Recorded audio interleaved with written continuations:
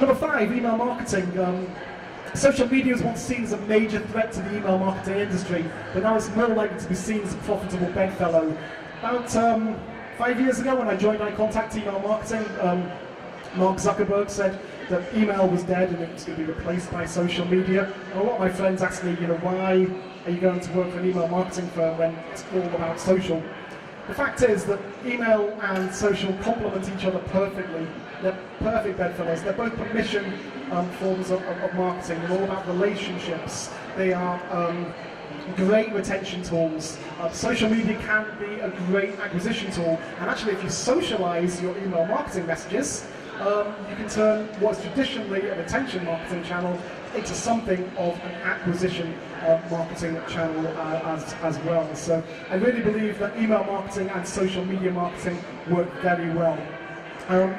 One of the problems with social media marketing is it's very difficult to sell via social media. Yes, you can retain, you can educate, you can hold conversations. It's very, very hard to do direct sales pitches. Doesn't mean you can't do that, but it's called social media for a reason. It's a social environment. It's like being down at a pub or going to a restaurant. Nobody wants to be sold to in that environment. Email, on the other hand, is very much a place of work.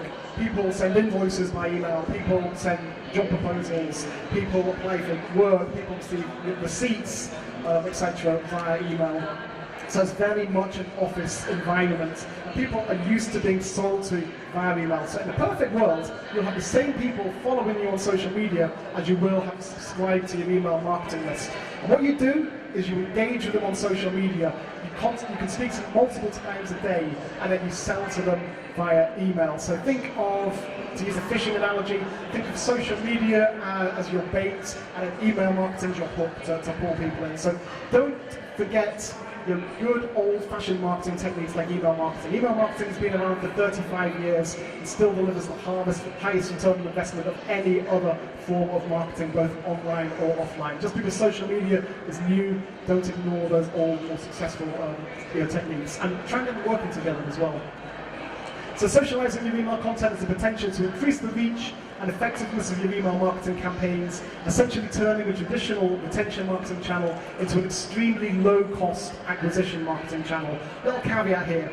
People think social media is free. People think email marketing is essentially free or very low cost. There is no such thing as expensive or cheap marketing. There's marketing that works and there's marketing that doesn't work. And if you're investing time and effort into something that doesn't work, that's actually very expensive, even though it's a free channel. Number 6, competitive analysis. Sometimes the biggest opportunities happen when a competitor drops the ball and makes a mistake or comes up with an idea which you can exploit. So you don't want to just be monitoring the social web mentions about your organization, your products and services. You also want to be monitoring how people feel about your competitors' brands, their products and services. Monitoring your competitors' social media activity will not only help you understand how the market feels about your industry in general, it could influence new revenue generating ideas. So perhaps you're a retailer and your competitors have run out of stock on a certain issue. You still have a warehouse full of it. You can take advantage of that. People complaining there's nothing in stock with your competitors. Perhaps your competitors are suddenly reducing prices. It will help you lower your prices. There are a number of things to do. I know for a fact Argos monitor Amazon and also Tesco's as well, because they deem them to be their two largest competitors, and it helps them understand what's going on in the market. So the moral of the story is that social media return on investment is not part of some elaborate tale where the lines between reality and fantasy have been blurred by mystery and rumour. Social media should be an integral part of your organisation's revenue protection and growth strategies. The return on investment's there, and the chances are you won't have to look too far to find it. If you're listening out for what people are talking about your brand and your products and your services and your wider industry, and engaging with them in a timely way, and you're integrating your social media activities with your other marketing activities, you will find a return on investment if you have the technology in place to track it and to analyze it and to see how it's influencing people's buying decisions. So one of the big problems I've certainly had in the past in my marketing career isn't understanding, there's a huge opportunity for social media, for email, for paid search, and all of these great things. It's actually selling it upstairs to the C-suite.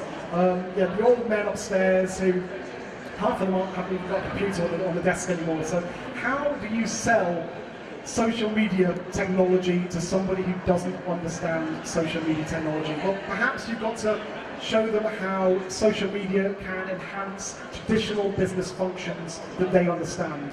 Hopefully they understand sales. Every good organization is led by a great sales team. Hopefully they understand account management. Again, account management, retaining customers, getting more money out of existing customers. It definitely enhances marketing. Social media is traditionally placed with marketing. So it definitely helps get the word out about your brand and distribute it further. PR, again, remember the phrase, birds of a feather flock together. Search engine optimization. That might be a bit of a bizarre concept to some of them, but they understand that the more people they get to their website, the more people that see their products and services, the more they will sell. Now, while social media perhaps isn't really an SEO tool, it is certainly a great mechanism for driving traffic to your site. And finally, competitive analysis.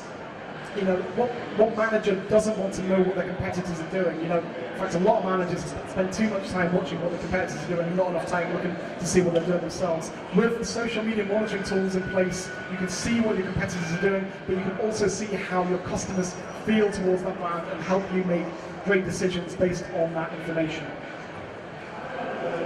So how to integrate a social media, a strategic social media monitoring operator into your contact center and wider enterprise.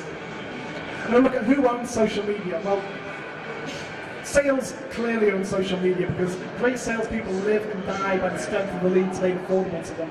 Social media is alive with numerous hot business leads, often hidden just under the surface of a question or a statement made via social media. Can anyone recommend a good accountant in London? Can anyone recommend a good restaurant in Manchester? Who flies between Leeds, Bradford and Barcelona in February? These are all good sales leads. And if your sales team can find these leads and follow up in the time rate, you will sell more. Marketing. Marketing's job is to develop, nurture and formalise potential business opportunities or leads through the creation of informative, engaging and targeted campaigns. Social media not only provides a great mechanism for distributing content, also an amazing medium for connecting influential thought leaders who can potentially help you reach a much wider audience. I really believe every single industry, doesn't matter what industry you're in, it could be high tech, it could be cupcakes, there will always be an influential thought leader who can help you propel your brand to greater heights.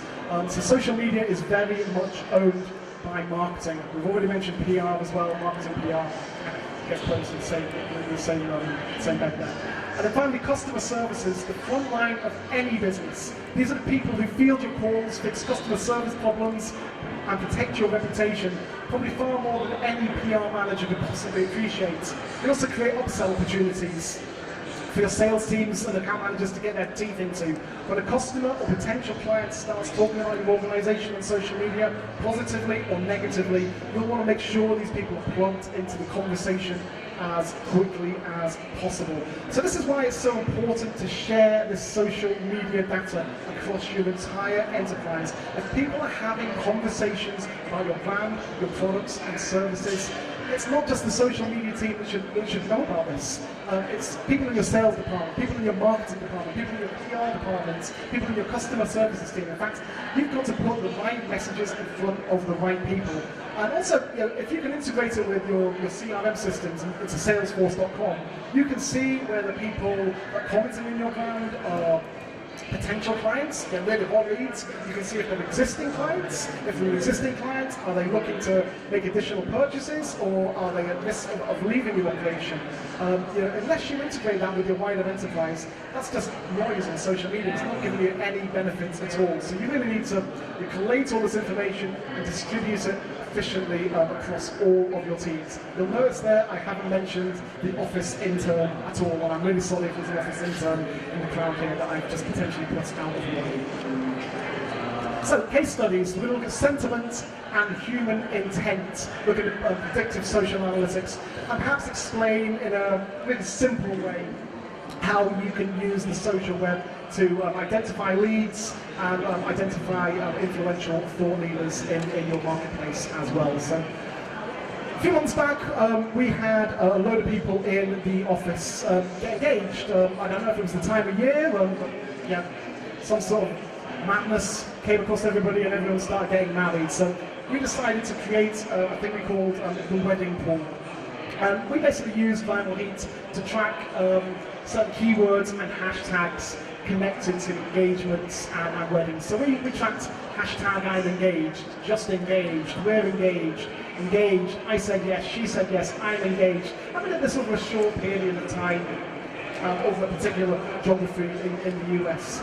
And during this period, we produced 46,684 tweets on this subject. Our technology looked at these tweets, looked at the content in these tweets, stripped them down and figured out there were 13,608 warm or red hot business leads in there. What kind of business leads? Yeah, things like wedding rings, engagement rings, honeymoons, wedding reception halls, cake makers, everything connected with the wedding industry. It's a huge, huge opportunity. And we have all the stats down there about how many retweets there were, how many messages contain links, languages, best time of the day. Positive sentiment, 45.96. You'd expect a high positive sentiment for, I've just got married. Neutral sentiment, 35.94. Just got married. And then 18.10% negative sentiment.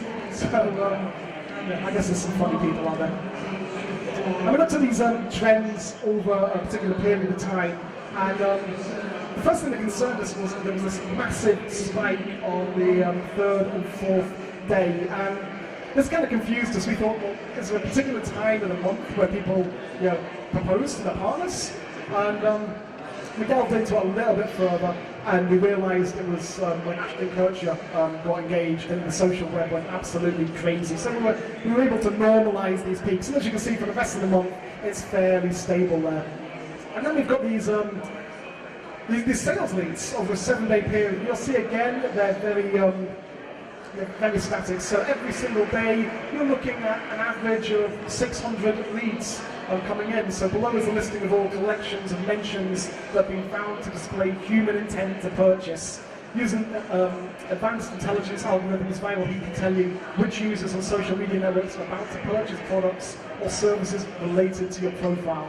And the lead data sets are generated every few hours. So if you were in the wedding dress business or the jewelry business or the catering business, these could all potentially be really hot business leads coming in. And bear in mind, this was over a short period of time in a very reasonably small geography as well.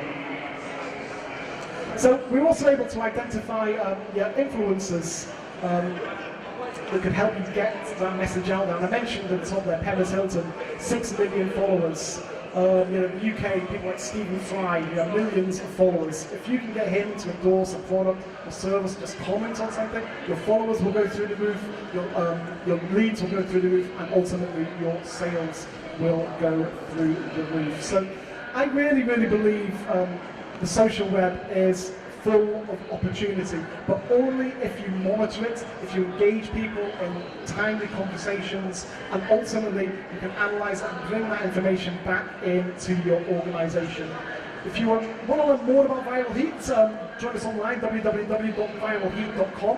We run a group demonstration of our product every Thursday, where you can sit in the background and watch us go through the technology, or if you have any questions about technology, you can chime in there.